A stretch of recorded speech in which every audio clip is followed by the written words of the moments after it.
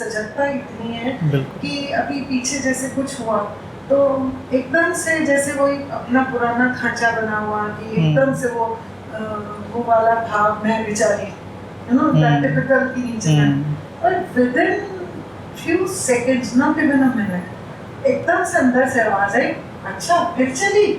तो एकदम ऐसे no I am not going to go and immediately मैं आई वाज एब्सोल्युटली नॉर्मल जैसे कुछ हुआ है।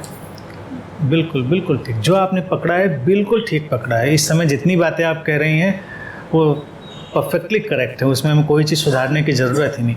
और ये तरीका भी बहुत अच्छा है जब आप अपने को भी कभी कभी याद दिला दें, क्या तुम फिर से उसी रास्ते पे हो, फिर से उसी दुष्चक्र में, फिर से उसी जो ट्रैप था उसी में।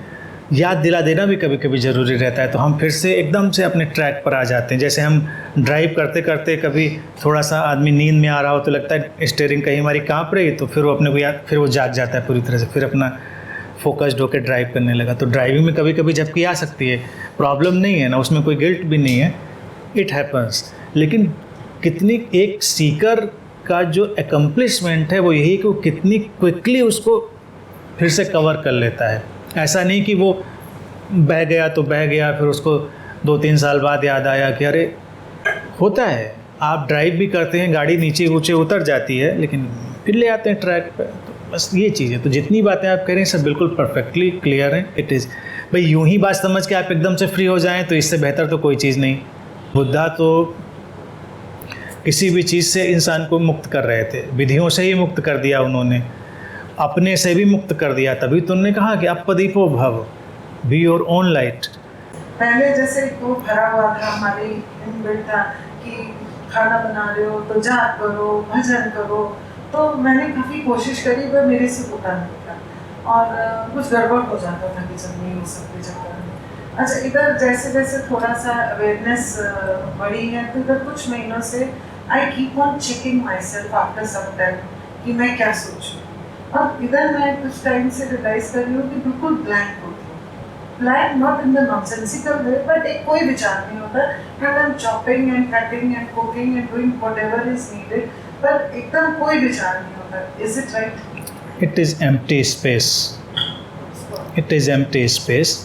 और फंक्शनैलिटी ऐसे ही होनी चाहिए। फंक्शनैलिटी, सात्विकता यही है कि जब आप निर्विचार का मतलब नहीं विचार ख़त्म हो गए, उस समय विचारों की ज़रूरत नहीं, दे आर इंस्ट्रूमेंट। ज़रूरत होगी तो आ जाएंगे ना। अब चॉपिंग में विचार की क्या ज़रूरत है, आप कर रहे हैं, कुकिंग कर रहे हैं, क्रिएटिव चीज़ है, वो भी एक मेडिटेशन है, पूरा ध्यान है।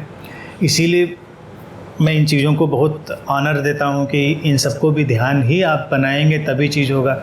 सात्विकता ये नहीं होती। एक बार किसी कल्ट के सदस्य मेरे पास आए थे तो उन्होंने कहा मेरे आश्रम में तो बहुत सात्विक खाना बनता है। अब सात्विक खाने का मतलब कि प्याज लहसुन नहीं पड़ता, पहला तो सात्विकता यही है।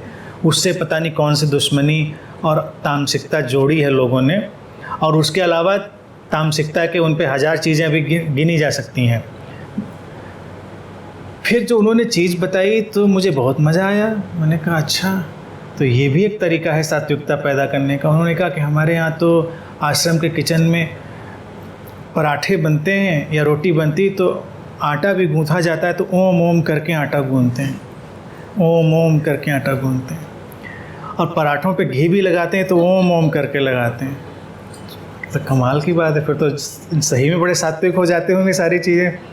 तो ये अगर सात्विकता है तो ये काम में कोई आप स्पिरिचुअलिटी नहीं ला रहे हैं, ये तो एक अजीब सी जड़ता और स्टुपिडिटी ला रहे हैं कि इससे क्या हासिल होना है। आप आराम से अपना जो भी चीज़ें हैं तैयार करते हैं पूरी हैप्पीनेस से, पूरे अवेयरनेस से और पूरी क्रिएटिविटी से, तो वही मेडिटेशन है और वही उसमें सात्विकता है। ये सब थोड़ा ही है। तो इन चीज़ों को समझना चाहिए। That's good.